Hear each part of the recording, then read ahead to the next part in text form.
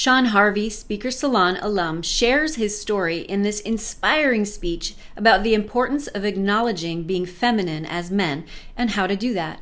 He also delivers this talk with a grounded grace that supports the content.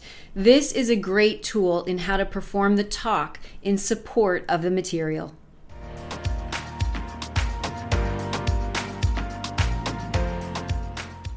I am the son of truck drivers. My father, my grandfather, my mother, even our cats were all on the road before I was 5. As for me, I was on the road with my dad until I turned 5, which means I learned about masculinity in truck stops. I'm also a gay man who grew up pretty androgynous, where people couldn't tell if I was a boy or a girl. And this created a lot of confusion for me because I wasn't like my dad, my grandfather, or the other boys. I was ridiculed, I was bullied, and I was ostracized because I was different. So when I went off to college, I made a decision to start playing the game of the hypermasculine. Now this served me well because it took me on to consult on Wall Street and to teach in the Ivy League. When I worked on Wall Street, it was like I was in the land of the hypermasculine, where it was about being super competitive, cutthroat. It was about being the smartest person in the room. And it was about wearing the mask. And I wore it well. There wasn't a lot of room for emotion, and creativity was often stifled by efficiency and uniformity. Now, playing the game and wearing the mask, I was miserable. I was trying to do everything I could not to feel the emotions that were coming up. So I dealt with my own issues of addiction, be it sex, drugs, television, food, workaholism. But my number one addiction was isolation and being the Lone Ranger. This worked in business, but it didn't work in life. And on my 40th birthday, I just had enough. And I walked into my CEO's office and I said, I've lost my heart and my soul in this job, and I quit. And then a massive transformation happened.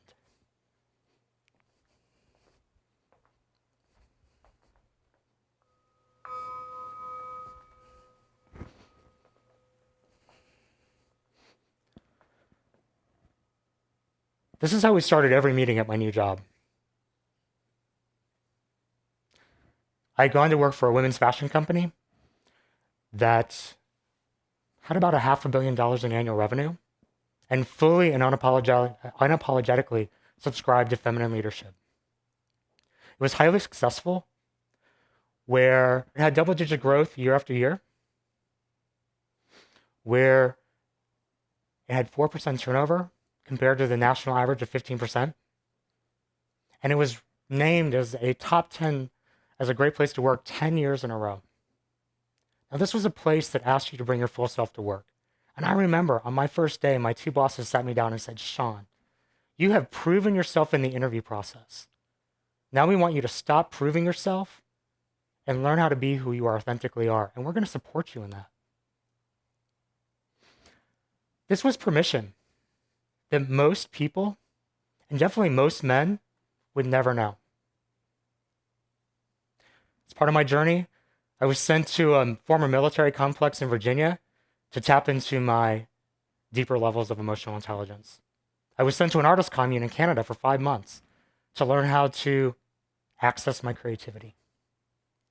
I even did interpretive dance to a poem about a bumblebee trying to find her nectar. Yeah. While drums were beating in the background in our CEO's living room.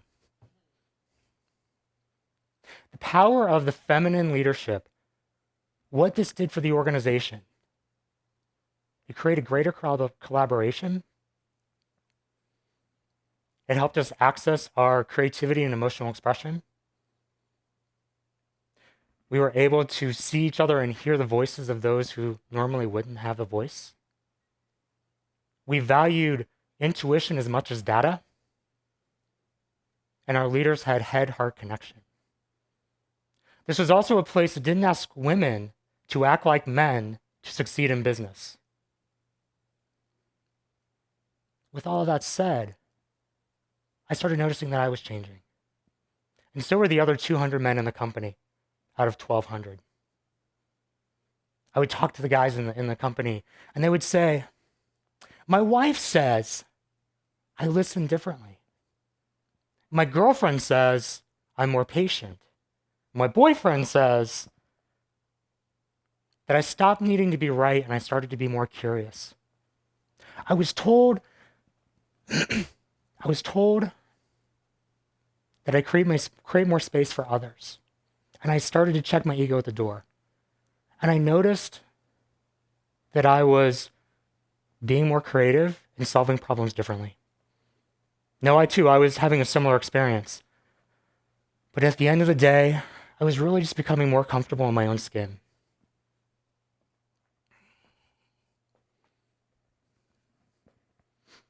Now, I want to take gender out of the equation for a second. Because when I say masculine, I don't mean men. And when I say feminine, I don't mean women. And the feminine wasn't always healthy, and the masculine wasn't always unhealthy.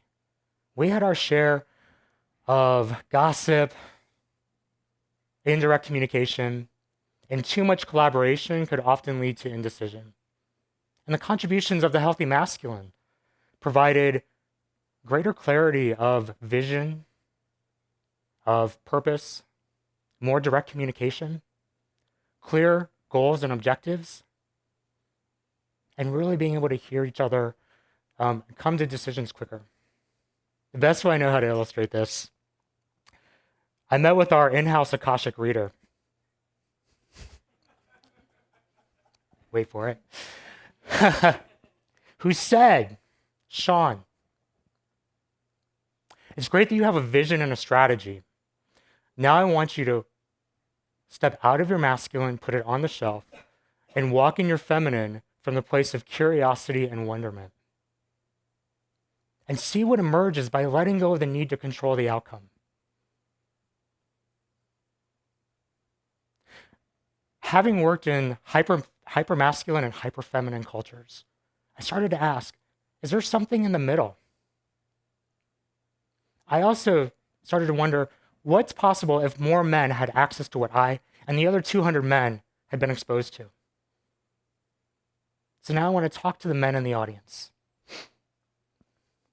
Let's face it, the rules and roles around gender are shifting quickly these days. In the age of Me Too, many of us are wondering what we can say and do and not say and do. With more people identifying as trans and gender nonconforming or non-binary, we might have some confusion. And with so much conversation around toxic masculinity, many men that I know are asking, am I toxic? And on that point, I think we need to start shifting the conversation from fixing toxic masculinity to healing the wounded masculine. I have known the wounding and I've experienced the healing. And the way that we heal as men is first, we have to understand these shifts. And then we have to learn to relax our egos. We have to access the parts of ourselves that we've denied, and we have to come into a new relationship with our feminine. Now I know, when I say, men, come into your feminine, I get a lot of crazy looks. And at the same time, let me assure you that coming into your feminine and tapping into it doesn't make you weaker or less of a man. It actually strengthens your masculine in healthier, more powerful ways. Now I want to talk to the women in the audience.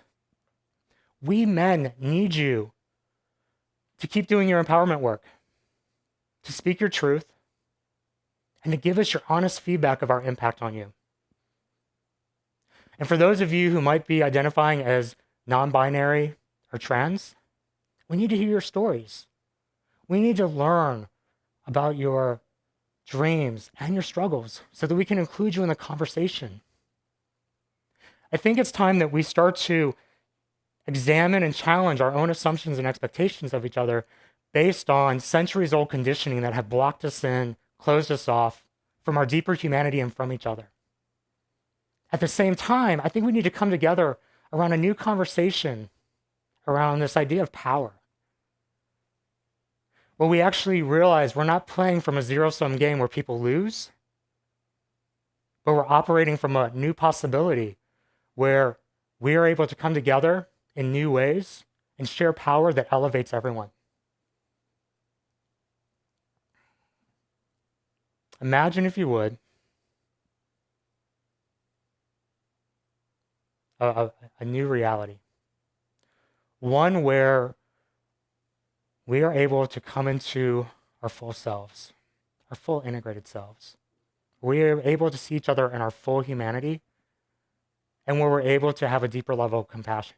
Because at the end of the day, it's not dictating behavior change that's going to be critical. It's going to be coming to each other in relationship through compassion. And the ways that we come into compassion is by doing our own inner healing work so that we can come to each other from a place of understanding, care, and kindness. Now, I want you to think about what's possible if we were to come from this place of full integration, come from this place of seeing each other in our integration, what that would do to our relationships, to our workplaces, to our governments, and to a society that has been built upon only half the equation. When you consider that women constitute 58% of the workforce, yet are only in 38% of management positions, and worse yet, 18% of senior leadership. We are out of balance. When you also consider that those companies who have more women in senior leadership are outperforming those that don't by 15 to 35%, we have a possibility. The ways that we come into this balance is by taking a step. Well, we start to a step that's going to allow us to transform our imbalance into an integrated strength. And from that integrated strength, one that is compassionate, connected, and conscious. So I invite you to take the first step to be able to help create a more healthy gender balance, integrated masculine, feminine, by taking a risk to explore yourself, to uncover what might be missing, and to tap in to the ways that you can blend more of your integrated selves. And as more of us take these steps, we're going to be able to reimagine a world that is balanced and integrated.